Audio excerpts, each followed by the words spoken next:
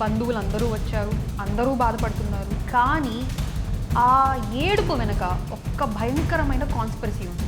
అది heart attack కాదు, it's a cold blooded murder. మేడిపల్లిలో జరిగిన ఈ మర్డర్ ఏదైతే ఉందో it's a mirror, it's a reflection to our broken marriage system. పైసలుంటే సెక్యూరిటీ వచ్చిందని అనుకుంటున్నాం, ఫిజికల్గా బాగుంటే అట్రాక్షన్ ఉందని అనుకుంటున్నాం. మ్యారేజ్ నచ్చకపోతే you have a choice to exit from it gracefully. కానీ ఇక్కడ పూర్ణిమకి సింపతి కావాలి, ప్రాపర్టీ కావాలి, లవర్ కూడా కావాలి. అప్పట్లో మాక్సిమం విక్టిమ్స్ ఆడవాళ్ళు అవ్వడం వల్ల వాళ్ళ స్పెసిఫిక్గా లాస్ తీసుకొచ్చాం. డిసెంబర్ 11, 2025 మేడిపల్లి బొడ్డుపల్లో ఉన్న బృందావన్ కాలనీలోని విజే అశోక్, ఈయన శ్రీనిధి యూనివర్సిటీలో లాజిస్టిక్స్ మేనేజర్గా పనిచేస్తున్నారు. 45 years ఉన్న అశోక్ గారికి 36 years ఉన్న పూర్ణిమ అనే భార్య ఉంది అండ్ 12 ఏళ్ల కొడుకున్నాడు. On paper and on reality as సొసైటీగా కనిపించే సందడిగా అండ్ నార్మల్గా ఉండే ఈ ఫ్యామిలీ డిసెంబర్ 12 రాగానే మార్నింగ్ సడన్గా పూర్ణిమ గోలగా ఏడుస్తున్నారు. ఏంటమ్మా అని అంటే హస్బెండ్ ఆ విజయ్ అశోక్ గారు హార్ట్ అటాక్తో చనిపోయారు అని తెలిసింది. బంధువులు అందరూ వచ్చారు, అందరూ బాధపడుతున్నారు. కానీ ఆ ఏడుపు వెనక ఒక్క భయంకరమైన కాన్స్పిరసీ ఉంది. అది హార్ట్ అటాక్ కాదు, it's a cold blooded murder. And ఈ మర్డర్ వెనక ఎవరు ఉన్నారో అని తెలిస్తే ఎట్ ప్రెజెంట్ ఉన్న ఈ పెళ్లి సిస్టమ్ ఆర్ఎల్స్ మన సమాజంలో ఉండే ఆ మ్యారేజ్ ఎలా అయితే జరుగుతుందో ఆ ప్రాసెస్, ఆ వ్యవస్థ మీద క్వశ్చన్ మార్క్ వస్తుంది. అండ్ ఇంకొంచెం డీప్ డైవ్ చేస్తే విరక్తే పుడుతుంది. యూజువలీ పెళ్లి ఫిక్స్ అయ్యేటప్పుడు మనం క్యాజువల్లీ ఏం చూస్తాము?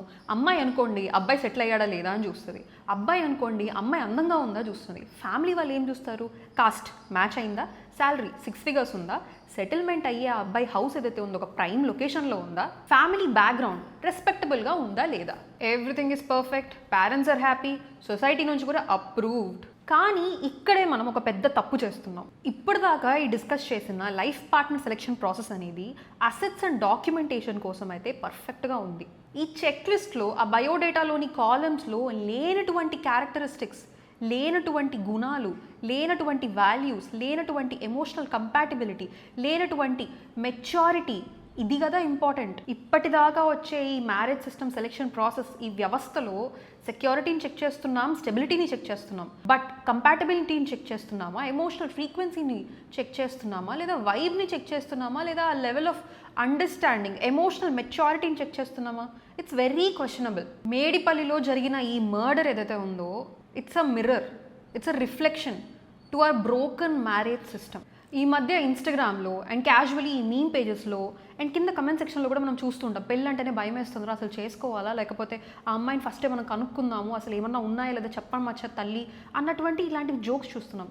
They are like deep reflection. అవి ఒక సింపుల్ నార్మల్ మనం నవ్వుకొని వదిలేసే జోక్స్ కాదు, అందులో చాలా డెప్త్ ఉంది. పర్టికులర్లీ ఈ ఇయర్లోనే మనం ఎన్ని ఇన్సిడెంట్స్ చూసుంటాం. బ్లూ డ్రమ్లో ఒక హస్బెండ్ని చంపి పూడ్ చేసి అందులో సిమెంట్ పోసేశారని చెప్పి, ఒక ప్రెషర్ కుక్కర్లో ఆ హస్బెండ్ బాడీని ముక్కలుగా నరికేసి వండేసిందని చెప్పి, అండ్ లవర్తో కలిసి ఇలా హస్బెండ్ని చంపేసిన ఇన్సిడెంట్స్ కోకొల్లలని చెప్పాలి.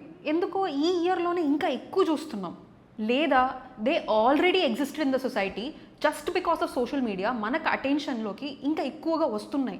But on a deeper level ఇలా జరగడానికి ఇంతకుముందు అలా ఎందుకు లేదు మ్యారేజ్ సిస్టమ్? అంటే మన అమ్మ వాళ్ళది ఎందుకు అంత స్టేబుల్గా ఉంది అండ్ ఇప్పుడున్న మ్యారేజ్ సిస్టమ్స్ ఎందుకు ఇలా ట్రాన్సిషన్ అవుతున్నాయంటే దానికి ఒక రూట్ కాజ్ మనం అర్థం చేసుకోవాలి కదా. Let's deep dive into that root cause.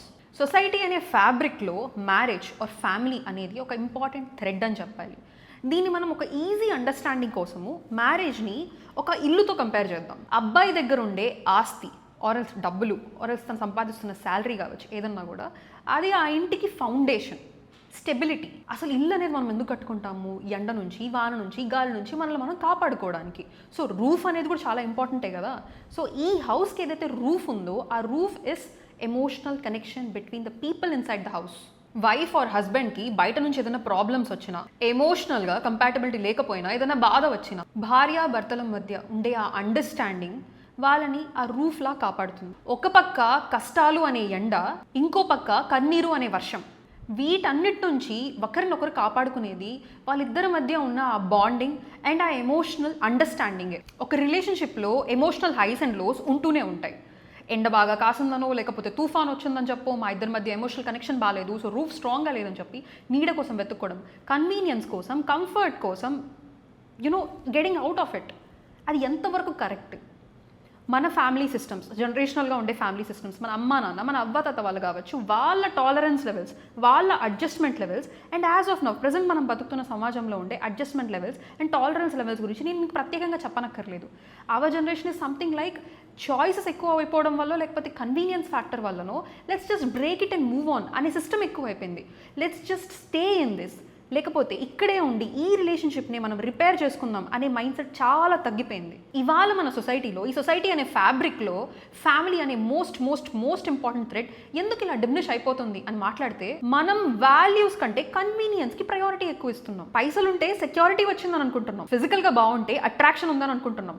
But ఆ ఎమోషనల్ కనెక్షన్ అనే రూఫ్ అండ్ లాయల్టీ అనే సిమెంట్ లేకపోతే ఎంత పెద్ద బిల్డింగ్ కట్టినా ఏం లాభం? అది ఎప్పుడో అప్పుడు మేడిపల్లి కేసు లాగా కూలిపోతుంది. Matches, physical features and bank balance చూసి మాత్రమే ఫిక్స్ చేస్తే ఇలాంటి డీప్ రూటెడ్ ఇష్యూసే బయటికి వస్తాయి. So Medipalli case is reminder that settle అవ్వడం అంటే ఫైనాన్షియల్గా సెటిల్ అవ్వడం కాదు, మెంటలీ కంపాటబుల్గా ఉన్నామా లేదా, ఆ లెవెల్ ఆఫ్ సెటిల్మెంట్ ఉంటుందా లేదా. 2025 నాటికి ఇవాళ ఈ జనరేషన్లో మనకు అన్నీ ఉన్నాయి గైస్. కెరియర్లో ఆప్షన్స్ ఉన్నాయి, ఫ్రీడమ్ ఉంది, కానీ ఈ ఫ్రీడమ్తో పాటు వచ్చే రెస్పాన్సిబిలిటీని మాత్రం మనం ఇగ్నోర్ చేస్తున్నాం. హస్బెండ్ లైఫ్ అంటే ఒక బాధ్యత లేదు, మ్యారేజ్ అనే బాండ్కి, ఆ వ్యవస్థకి రెస్పెక్ట్ ఇవ్వట్లేదు. మేడిపల్లి కేసులో పూర్ణిమకి ఫ్రీడమ్ ఉంది, she has the right to continue that marriage or exit from the marriage, quit it. తన లైఫ్ సెల్ఫ్ సెంటర్డ్గా ఆలోచించింది, తన కన్వీనియన్స్ గురించి ఆలోచించేది తప్ప ఆ మ్యారేజ్ సిస్టమ్కి ఒక రెస్పెక్ట్ ఉంది, ఆ హస్బెండ్కి కూడా ఒక లైఫ్ ఉంది, తనకు కూడా ఒక బాధ్యత ఉంది అనే విషయాన్ని ఇగ్నోర్ చేసేసి అట్లీస్ట్ సబ్కాన్షియస్గా అయినా తనకు ఒక థాట్ రాలేదు బ్యాక్ ఆఫ్ ద మైండ్లో. మ్యారేజ్ నచ్చకపోతే you have a choice to exit from it gracefully. Laws ఉన్నాయి, డివోర్స్ ఉంది, పేరెంట్స్ ఉన్నారు, కానీ ఇక్కడ పూర్ణిమకి సింపతి కావాలి, ప్రాపర్టీ కావాలి, లవర్ కూడా కావాలి. ఈ అత్యాస అనే కాన్సెప్ట్లోనే మోరల్ వాల్యూస్, మొరాలిటీ దహనం అయిపోయాయి. మోరల్ వాల్యూస్ లేని ఫ్రీడమ్ ఒక బ్రేక్ లేని కార్ లాంటిదే. చూడ్డానికి ఫాస్ట్గా, ఎగ్జైటింగ్గా, కూల్గా బయటికి కనిపిస్తుంది, కానీ ఎట్ ద ఎండ్ క్రాష్ అవ్వాల్సిందే. ఆన్ దాట్ పర్టిక్యులర్ నైట్ వీళ్ళు ముగ్గురు కలిసి అశోక్ గారిని నెక్ని స్ట్రాంగ్యులేట్ చేశారు. తర్వాత ఆ డ్రెస్ ఏదైతే ఉందో సమ్ కైండ్ ఆఫ్ స్ట్రగుల్ అయి ఉంటారు కదా, అందులో ఉండే ఎవిడెన్సెస్ కనపడకూడదని చెప్పి డ్రెస్ చేంజ్ చేసేసి తనకి హార్ట్ అటాక్ వచ్చిందని చెప్పి బోరున ఏడవడం, న్యాచురల్ డెత్ అని నమ్మించి దహన సంస్కారాలు కూడా చేసేయాలని చెప్పి అందరినీ నమ్మించేశారు. బట్ ఆ 11 రోజుల దహన సంస్కార క్రియలు అయితే జరుగుతాయో ఆ గ్యాప్లో పోలీసులకి కొన్ని డౌట్స్ వచ్చాయి. అశోక్ బాడీ మీద ఉన్న ఇంజరీస్ అండ్ పూర్ణిమ బిహేవియర్లో కొంచెం సస్పీషన్ కనపడడం, పోస్ట్ మార్టం రిపోర్ట్స్ బయటికి రాగానే అసలు నిజం బయట వచ్చింది. పూర్ణిమ ఆ ఇద్దరు వ్యక్తులతో కలిసి అశోక్ని ఘోరంగా చంపిందనే నిజం బయటకు వచ్చింది. రూఫ్ లేని ఇంట్లో ఉంటే ఎండా తగులుతుంది, వర్షంలోనూ తడుస్తాం, కానీ ఆ నీడ లేకపోతే ఎయిదర్ ఆ రూఫ్ని రిపేర్ అన్నా చేసుకోవాలి, లేదా ఇంకో కొత్త ఇంట్లోకి షిఫ్ట్ అన్నా అయిపోవాలి. అంతేగాని ఉన్న ఇల్లు తగలబెట్టుకోవడం, పెళ్లి చేసుకున్న భర్తని లవర్ కోసం చంపేయడం, this is a pure criminal mindset. దీనికి జస్టిఫికేషనే లేదు. ఒకప్పటి సొసైటీలో సతీ సహగమనం, డొమెస్టిక్ వైలెన్స్, డౌరీ కేసెస్ వల్ల ఎంతోమంది ఆడవాళ్ళు చనిపోయేవారు. దానివల్లనే గవర్నమెంట్ లాస్ తీసుకొచ్చింది just for the protection of women. As of now 2025లో మాట్లాడుకుంటే ఇలాంటి లాస్లో ఉండే ఆ లూప్ హోల్స్ ఏవైతే ఉన్నాయో దాన్ని అడ్వాంటేజ్గా తీసుకొని దాన్ని ఎక్స్ప్లాయిట్ చేసే ఆడవాళ్ళు, అమ్మాయిలు ఎంతోమంది ఉన్నారు. యాజ్ ఆఫ్ నౌ మనం ఉంటున్న సిచ్యువేషన్లో, మనం బతుకుతున్న సమాజంలో జెండర్ న్యూట్రాలిటీ, ఫెమినిజం అనే కాన్సెప్ట్స్ కొత్త ఏమీ కాదు. అప్పట్లో మాక్సిమం విక్టిమ్స్ ఆడవాళ్ళు అవ్వడం వల్ల వాళ్ళ స్పెసిఫిక్గా లాస్ తీసుకొచ్చాం. వాళ్ళని ప్రొటెక్ట్ చేసే prevention of dowry act or the domestic violence against women acts ఇవన్నీ వచ్చాయి. And as of now situation చూసుకుంటుంటే men are also subject to violence. Men మీద కూడా అగత్యాలు జరుగుతున్నాయి. మరి వాళ్ళు కూడా విక్టిమ్స్ అయినప్పుడు వాళ్ళ స్పెసిఫిక్గా కూడా, వాళ్ళ కోసం కూడా జెండర్ న్యూట్రల్గా లాస్ తీసుకురావాల్సిన అవసరం ఎట్ ప్రెజెంట్ అయితే సమాజంలో it's a very very high time. రావాలి, మార్పు అయితే కావాలి. బట్ ఈ పర్టికులర్ కేసులో Purnima is suffering from this main character syndrome. అంటే తను హ్యాపీగా ఉంటే చాలు, ఇంకొక పర్సన్ వాళ్ళ ఫ్యామిలీ అంటే అశోక్ గారి లైఫ్ గురించి కానీ, ఫ్యామిలీ గురించి కానీ, తన ఎమోషన్స్ గురించి కానీ జీరో ఎంపతి. నెట్ఫ్లిక్స్, ప్రైమ్లో డిఫరెంట్ కైండ్ ఆఫ్ డాక్యుమెంటరీస్ చూస్తూనే ఉంటాం. How to do a murder and actually how to escape from the murder without evidences.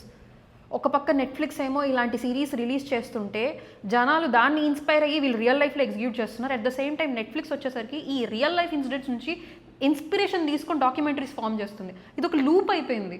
ఇన్ని ఇష్యూస్ డిస్కస్ చేశాం కదా, మరి మార్పు అనేది యాజ్ అ పర్సన్ పూర్ణిమలో మార్పు వచ్చి ఉండాల్సిందా, యాజ్ అ పర్సన్గా ఆ మెయిన్ క్యారెక్టర్ సిండ్రోమ్ వల్ల వచ్చింది అనుకుంటున్నారా, లేక మ్యారేజ్ అనే వ్యవస్థ ఆ సెలెక్షన్ ప్రాసెస్ ఏదైతే ఉందో దాంట్లో మార్పు రావాలా, ఆర్ఎల్స్ ఈ లాస్ ఏవైతే ఉన్నాయో విమెన్ స్పెసిఫిక్గా కొంచెం విమెన్కి సపోర్టివ్గా ఉండే లాస్ దీంట్లో మార్పులు రావాలా, యాజ్ అ సొసైటీగా లేదా రిలేషన్షిప్లో అర్థం చేసుకొని హ్యాండిల్ చేసే విధానం మోర్ కైండ్నెస్, లేదా సొసైటీకి భయపడి ఇలాంటి డబుల్ స్టాండర్డ్స్ మెయింటైన్ చేయకుండా, లేదా ప్రస్తుతం ఉండే రిలేషన్షిప్స్లో క్షీణిస్తున్న పేషెన్స్ అండ్ టాలరెన్స్ లెవెల్స్లో మార్పు రావాలా, మీరేమనుకుంటున్నారో కమెంట్ సెక్షన్లో తప్పకుండా తెలియజేయండి.